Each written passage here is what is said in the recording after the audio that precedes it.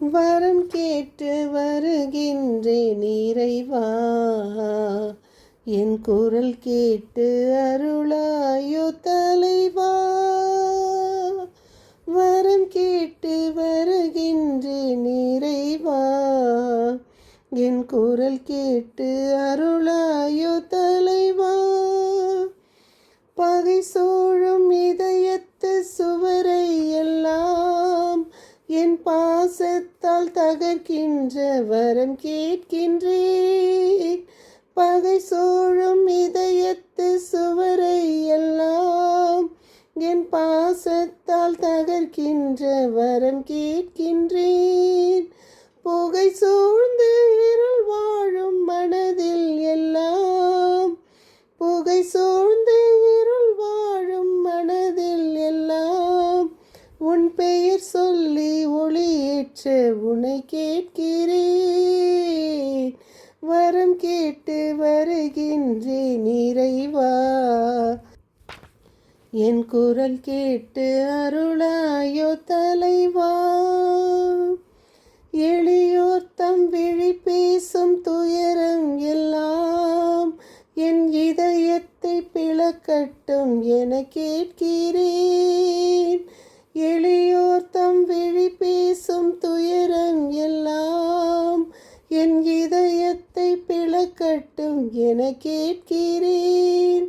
ஒளியில்லா இல்லங்கள் இதயங்களில் நல் ஒளியேற்றும் விளக்காக வரம் கேட்கிறேன்.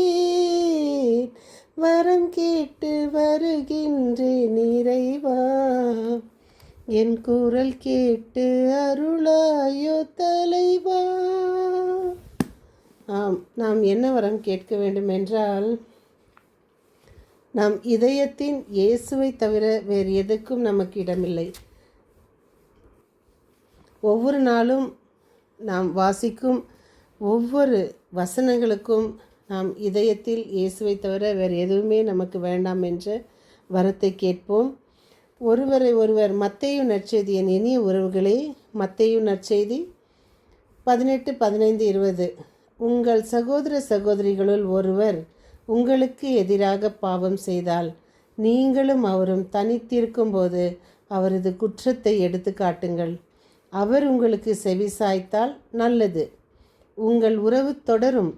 இல்லையென்றால் 2 அல்லது 3 சாட்சிகளுடைய வாக்குமூலத்தால் அனைத்தும் உறுதி செய்யப்படும் என்றும் மறைநூலில் மொழிக்கு ஏற்ப உங்களோடு 1-2 பேரை கூட்டிக் கொண்டு போங்கள். அவர்களுக்கும் செவிசாய்க்காவிடில் திருச்சபையிடம் கூறுங்கள். திருச்சபைக்கும் செவிசாய்க்காவிடில் அவர் உங்களுக்கு வேற்றினத்தார் போலவும் வரி தண்டுபவர் போலவும் இருக்கட்டும். நாம் தொடரும் சங்கீத தொடர்ச்சி. நீதிமொழிகள் 37, 13, 14, 15.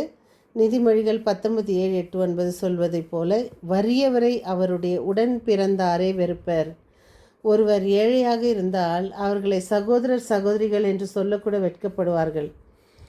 ஒருவர்களுக்கு பதவி இல்லாமல் இருந்தால், படித்து பட்டம் பெற்று அவர்கள் பெரிய பதவியில் இருக்கும்போது ஒருவர் அந்த பக்கம் போகும்போது அவர் என் சகோதரி, என்னுடைய சித்தப்பா பிள்ளை, என்னுடைய பெரியப்பா பிள்ளை என்று சொல்வதற்கும் என்னுடைய சொந்த உறவு, என் சொந்த ரத்தம் என்று சொல்லிக்கொள்ள வெட்கப்படுவார்கள். அதான் இன்றைய நம்மளுக்கு நீதிமொழிகள் சொல்வது. அவருடைய வறியவரை அவருடைய உடன் பிறந்தாரை வெறுப்பர். அவருடைய நண்பர் அவரை விட்டு அகலாதிருப்பாரோ? அவர் கெஞ்சி வேண்டினாலும் அவர்கள் ஓடிவிடுவார்கள். பொய் சான்று சொல்பவர் தண்டனைக்கு தப்ப மாட்டார். பொய் உரை கூறுபவர் அழிந்து போவார். இன்றைய வாசகம் இறைவாக்கினர் எசேக்கியேல் நூலிலிருந்து. எருசலேமில் செய்யப்படும் அருவருக்கத்தக்க செயல்களுக்காக புலம்பும் மனிதர்களுக்கு நெற்றியில் அடையாளம் இடு. இது இறைவனின் அருள்.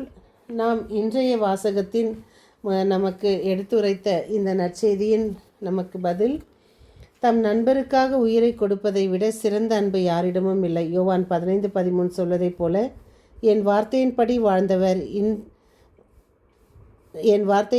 வாழ்ந்தவர் என்று யோவான் நற்செய்தியில் நாம் படிக்க கேட்டோம். இன்றைய புனித மேக்ஸ்மில்லியன் மரிய கால்ஃபே இவர் வந்துட்டு நாசி படை இவரை சிறையில் அடைத்தது. இவர் சிறையில் இருந்தபோது ஒருவர் தப்பித்து விட்டார். அதற்கீடாக 10 பேரை தேர்ந்தெடுத்து அவரிடம் 10 பேரையும் மரண தண்டனை விதிக்க அவருக்கு அந்த சிறையினுடைய அதிகாரிக்கு அருளப்படுகிறது. அப்பொழுது ஒருவர் போய் அழுகிறார், நான் இறந்துவிட்டால் என் மனைவி மக்களை காப்பாற்ற யாருமே இல்லை, தயவுசெய்து என்னை காப்பாற்றுங்கள் எப்படியாவது என்று. ஆனால் அந்த சிறை அதிகாரி ஒப்புக்கொள்வதில்லை. இருந்த போதிலும் அவருடைய அழுகையை முன்னிட்டு இவர் போய் அந்த இடத்தில் அவருக்கு பதில் என்னை சிறையில் எனக்கு தூக்கு தண்டனை கொடுங்கள் என்று கேட்கும்போது அவருக்கு விஷ ஊசி கொடுக்கப்பட்டு உயிர் நீத்தார். வாழ்வில் இப்புனிதரை போன்று இல்லாவிட்டாலும் முடிந்தவரை தேவைப்படுவருக்கு உதவிக்கரம் நீட்ட முன் வரலாமே.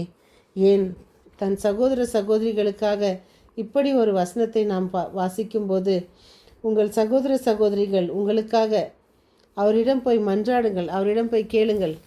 அதான் நமக்கு நீதிமொழிகள் 10 சொல்வது 10:12, பகைமை சண்டைகளை எழுப்பிவிடும், தன்னை கிழைத்த தீங்கு அனைத்தையும் அன்பு அன்பு அன்பு அன்பு மன்னித்து மறக்கும். நாம் ஒருவர் என்ன செய்திருந்தாலும் அவர்களுக்காக நாம் அந்த இடத்தில் பகைமை இல்லாமல் சண்டை இல்லாமல் நிதானமாக பேசும் பொழுது நமக்காக ஆண்டவர் அவர்கள் மனதில் பேசுவார். அந்த அன்பு நமக்கு எங்கிருந்து வருகிறது என்றால் இறைவன் கொடுக்கும் அந்த வரம். நாம் இறைவனோடு ஒன்றித்திருக்கும் போது கிறிஸ்துவைப் போல நாம் வாழ முயற்சி செய்யும்போது கிறிஸ்துவைப் போலவே நாம் வாழ்வோம். மீண்டும் சந்திக்கும் வரை உங்கள் அன்பு தோழி.